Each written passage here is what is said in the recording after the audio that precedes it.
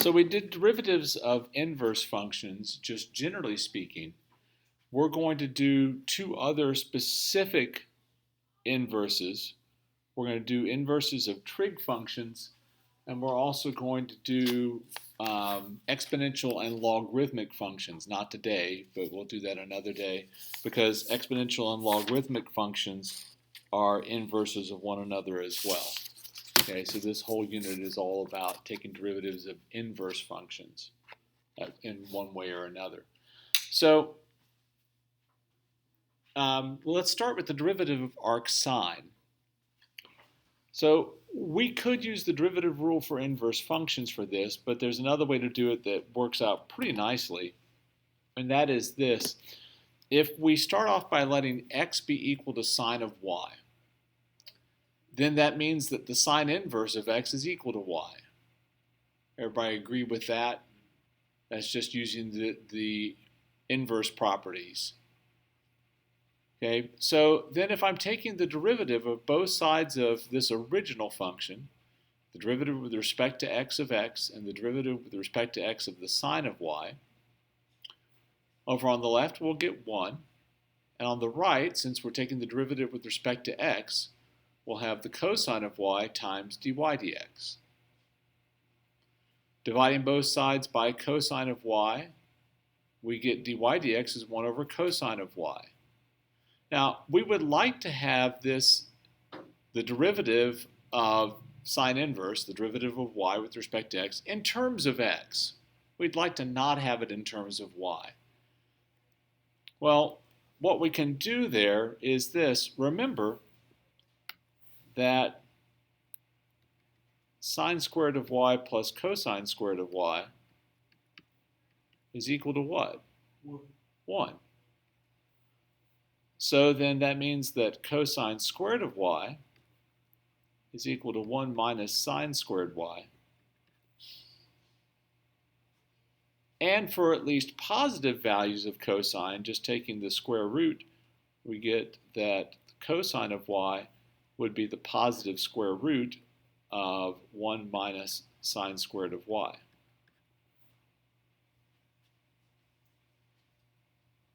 So that's how we got from this line to this line, was replacing cosine with the square root of 1 minus sine squared.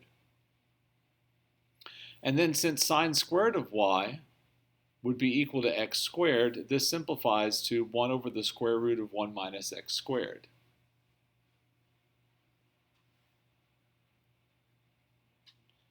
And that is provided that the absolute value of x is less than 1. Which makes sense. You can't take the sine inverse of something whose absolute value is greater than 1. Okay, so this goes on your list of things to memorize. I wonder if my highlighter is working today. Let's see. Indeed it is. It tends to work on some things and not on other things. I haven't quite figured out. You just go into the opacity and change the opacity of your ultimate pen and then highlight over it. Yes, but then you have to change it back when you want to write something. Make a keyboard shortcut. What if it doesn't support keyboard? Wow. I think it does. I'll have to look. There is, because you can do hotkeys on it. So I'm just not sure how, but that's a good idea. All right, so that's the derivative for arc sine.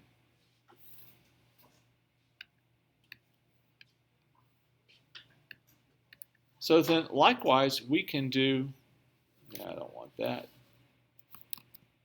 Likewise, we can find the antiderivative, or the derivative, excuse me, for arctangent. What's Yeah. an antiderivative? What does it sound like? Yeah, undoing the derivative. We'll get to that later.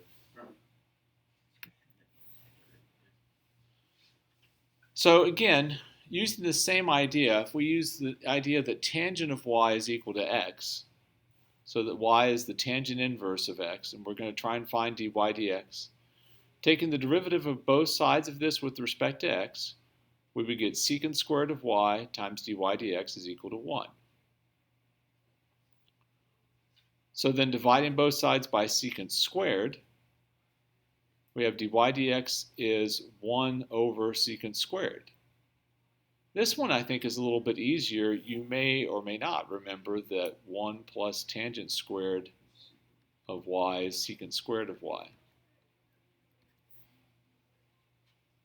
So using that identity, we'll replace secant squared with 1 plus tangent squared.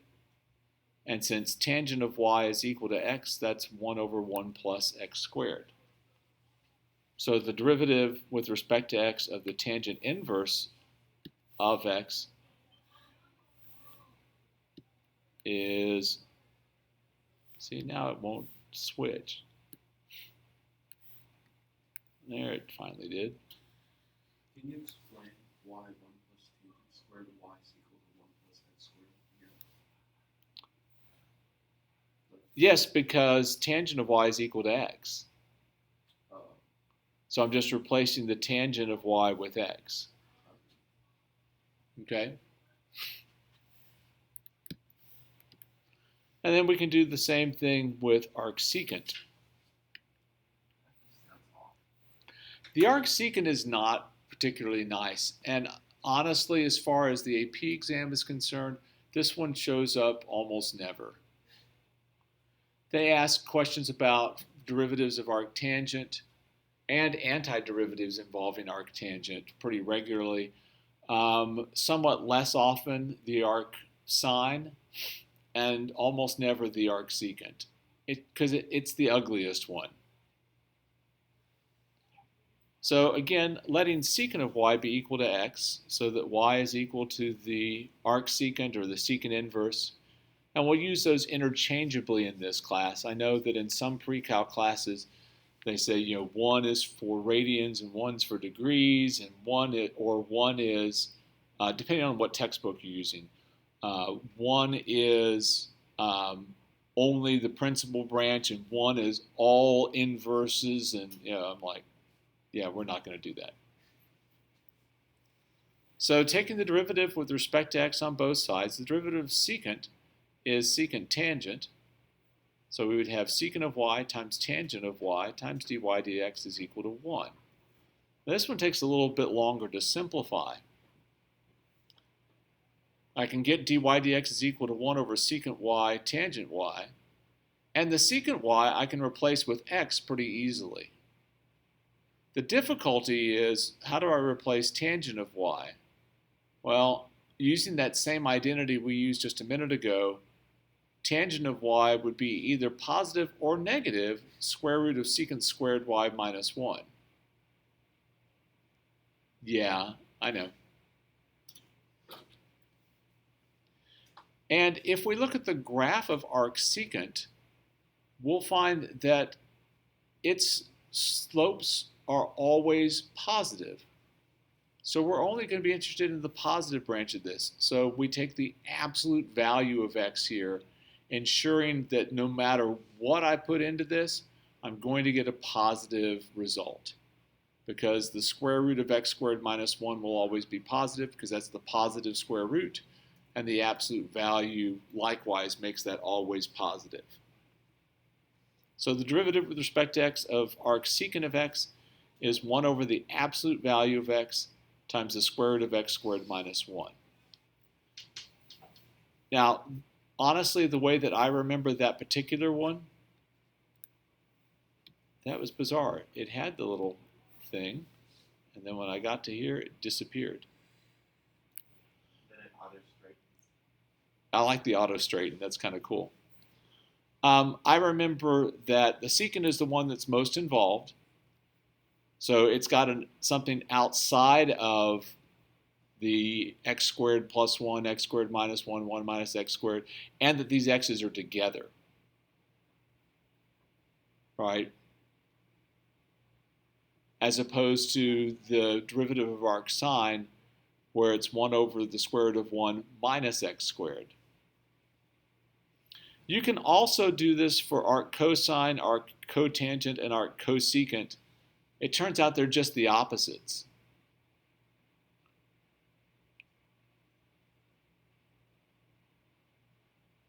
Which again sort of goes with our theme of when you're taking the derivative of a co-function, it was always negative.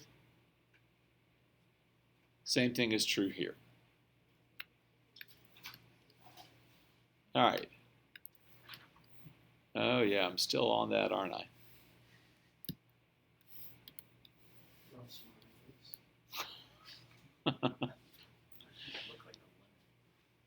So, if I want to take the derivative with respect to x of the arc sine of x cubed, remember that is, although it doesn't look like it at the moment, a composite function where x cubed is the inner part. So we're going to take the derivative of the outer part, leaving the inner part alone, times the derivative of the inner part, because we believe in the chain rule. So that's going to be 1 over the square root of 1 minus whatever this argument is squared. So x cubed squared times the derivative of the inner part, which is 3x squared. So we end up with 3x squared over the square root of 1 minus x to the 6th power. So is the arc sine, its derivative, always going to be 1 over the square root of 1 minus? Whatever that argument is, yes. Times the derivative of that argument. So we won't necessarily need to know how to find the sine inverse. Oh gosh, no. I just wanted to show you how it worked. I don't always derive those, but I like to derive them when I think they're simple enough to be something that you know, in theory, in a pinch, you're like, oh crap, I can't remember this. Maybe you could parse it out, or at least get far enough into it where you're like, oh yeah, I remember now. By the way, we talked about antiderivatives a moment ago. Generally speaking, antiderivatives are harder to take than derivatives.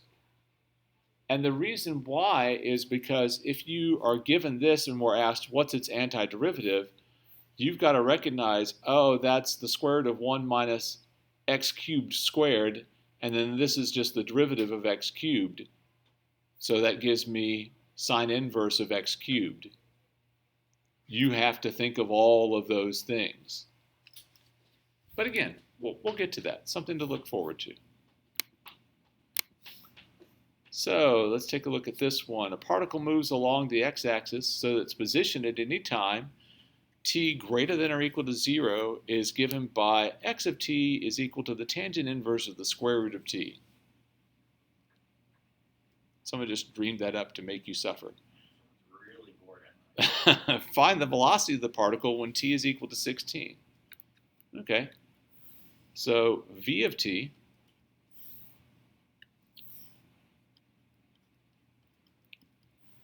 is going to be 1 over 1 plus square root of t squared times the derivative of the square root of t, which is 1/2 t to the negative 1/2.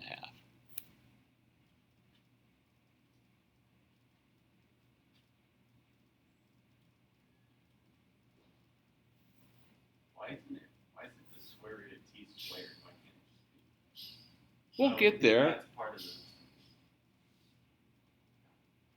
Okay. I didn't realize that the tangent inverse was square root of t. So It's not. The tangent inverse of the square root of t. Oh, yes. Oh, you didn't realize this was the... Yeah, I thought the square root was part of it and then it was squared. I figured. Okay. So I'll clean that up a little bit. That's going to be 1 over 1 plus t times 1 over 2 square roots of t.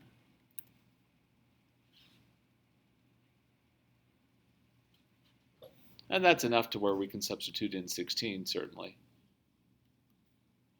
It'd be 1 over 17 times 1 over 8 is 1 over 136.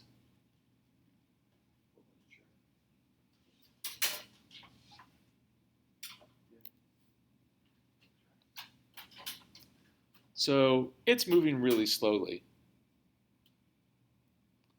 What's the unit? Well, it didn't tell you. But compared to whatever those units are, it's moving slowly. So if it was light years per second, it's moving really fast. But if it's, Could be miles per minute.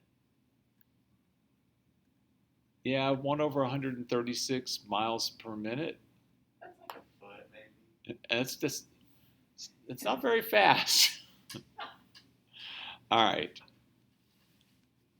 So again, here we're taking the derivative of the secant inverse. So we'll have 1 over the absolute value of 4x to the 5th times the square root of the 4x to the 5th squared minus 1. So that'll be 1 over the absolute value of 4x to the 5th. Oh, you know what? I didn't finish it, did I? Good thing there's a little room there. Times the derivative of our inside function, 20x to the 4th.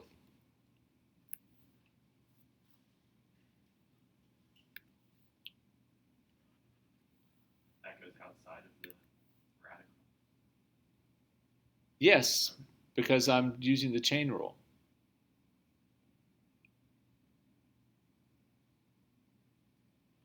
So I'll have the 20x to the 4th in the numerator. And we'll have 4x to the 5th here times the square root of 16x to the 10th minus 1.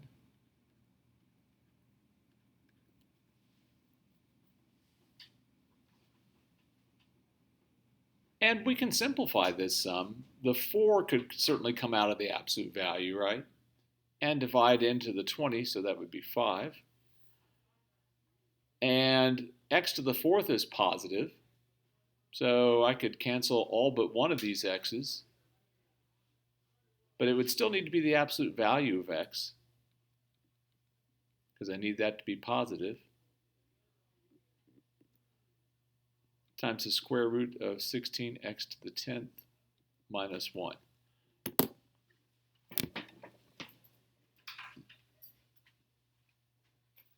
Just a lot of work For a stupid arcsecant problem? Yeah. Yeah, and again, like I was saying earlier, imagine trying to do the antiderivative of that. You have to go, well, that kind of looks like an arcsecant thing where a lot of stuff may have been canceled. But how do you do the antiderivative if you cancel all that stuff? You have to basically put it all back in. Are you given what's taken out? Nope. That's what makes it interesting. Well, if you're thinking about it, you're like, okay, so this part in the numerator came from the chain rule, right? Yeah. So you're like, okay, this is 4x to the 5th squared. What's the derivative of 4x to the 5th? 20x to the 4th. Okay, so I'm going to multiply top and bottom by 4x to the 4th and see if I get something that works out. So guess and check. There is an element of that. With antiderivatives, with derivatives, you have a set of rules. Do this, do this, do this, do this, right? And some of them are complicated, but there's still a set of rules. With antiderivatives, you have to think of, well, what rule might I have used in order to get this? So it's thinking in reverse, which is frequently more difficult.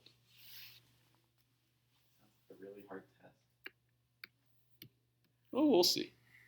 You gave him ideas, Lance, please stop. All right. I don't think he's going to write his test if it's already been written. Find an equation for the line tangent to the graph of y equals cotangent inverse of x that x equals -1. Verify your answer graphically. Well, that sounds like fun. Who Well, colored it's- in your thing? Well, someone colored in your. Yeah. I think someone was unhappy with you, Lance, because you didn't draw a smiley face. On what? Up there. A smiley face. You see how everyone drew a smiley face? Oh. Everyone else has a smiley face. Oh, I didn't. Quinn doesn't. Then I'll draw one for Okay, you want to draw one for me? All right, so I didn't see the smiley face. Maybe because you don't. first of all, we've got to find the point that this goes through. So we're going to do y is equal to the cotangent inverse of -1. That means it'll be, And the question is, and I frankly always have to look this up because I can never remember. I'm good with sine and cosine and secant and cosecant and even tangent for the inverse, but cotangent inverse, I'm like, wait a minute, what is that one? So you'll excuse me for just a second. I will look this up because I don't remember.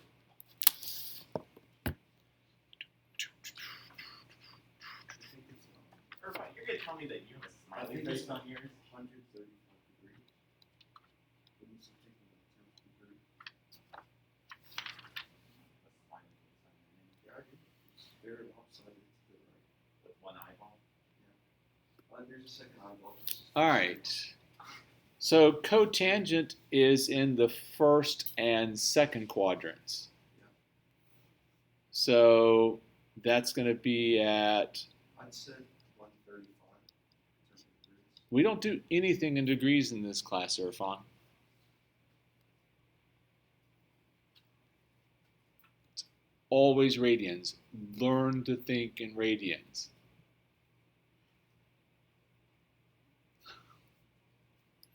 You were actually right. But So now we'll take the derivative.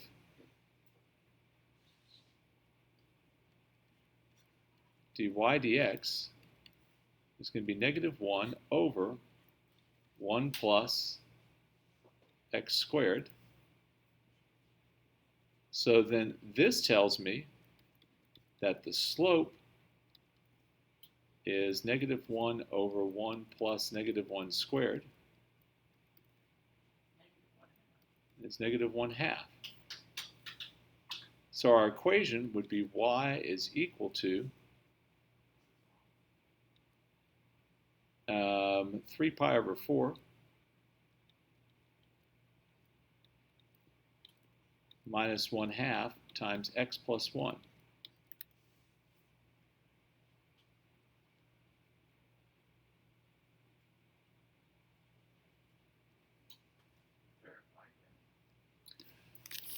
Yeah, part of the difficulty with some of these is drawing them. So, and that's partly why I wanted to do this.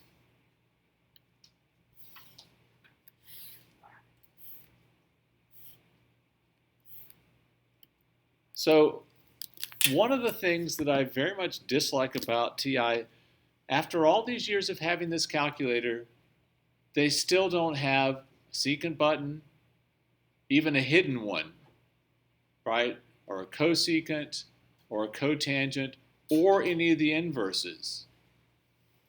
No, What? What the heck? Well, you just gotta do 1 over 10.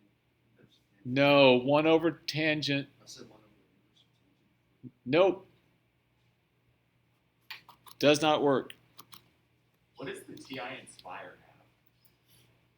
A lot of useless crap. That's where opposite. That's where people who are bad at math.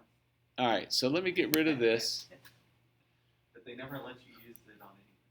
Because it can auto solve. So the way that we have to graph this to get it into the correct principal branch is pi over 2 minus the tangent inverse of x. How's that for horrible? think we need a fraction button, There is a fraction but button. not a hidden Oh, one. Like, So hidden. we use it enough to where I think it's justified. so if we do a zoom standard on that, What was it? Pi over 2 minus. Pi over 2 minus tangent inverse of x. yeah.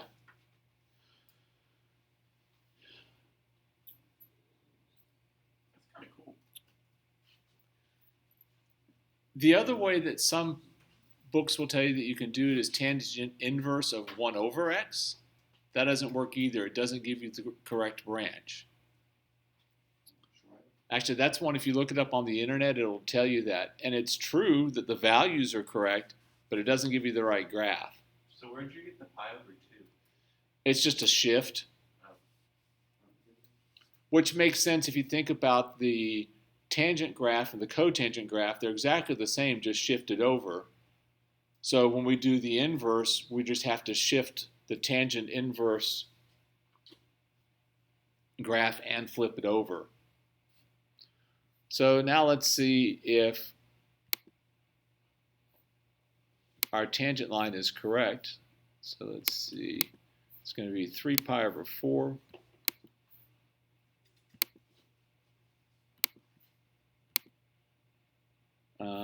minus 0.5. Trying to remember if this does parentheses. Nope. What do you have to do for parentheses? I learned some of these the other day. There it is. But I don't use it often enough. is it not shift to the parentheses then? No. What is it? I don't like logic. It's the square brace. I don't like how logic does its T bindings. How'd you do the yield arrow? X. Unfortunately, X is not X. I don't remember what it is. Or how do you do it on the like? I'm sorry? Oh, you hit X Oh, on accident. that's store.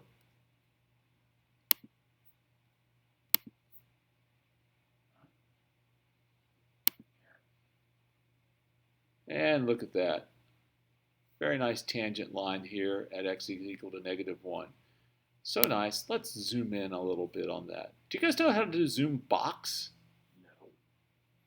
No. This is something that you should learn. Where's zoom box? It's the very first one. Oh.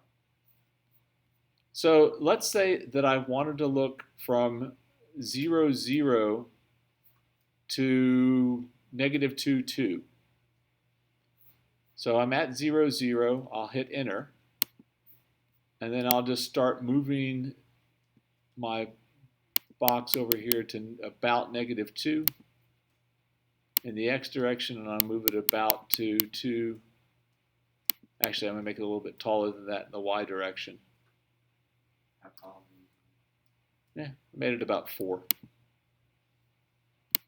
That's kind of And what it'll do is it'll fill your screen with whatever's in the box. It's kind of neato bandito. Yeah, people don't use Zoom Box very often, but occasionally it's very helpful. And you can see the tangent line. If you were to zoom in more, what would eventually happen? It It would becomes just one. become one. Wait a minute. I heard because you were both talking at once.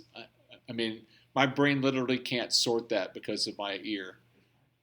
So, It becomes one line. That's what I said. Or appears to be one line. yeah, the two become basically indistinguishable from one another.